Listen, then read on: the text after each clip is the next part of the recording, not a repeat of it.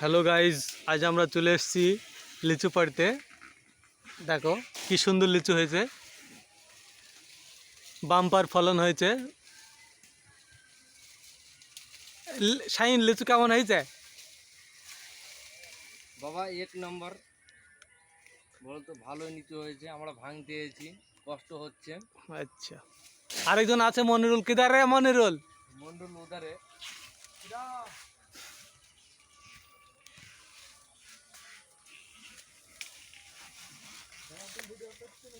হ্যাঁ বাবা, সত্যি কথা কইলি তো? হ্যাঁ। ঠিক আছে, সেই আর আমি তোকে এখন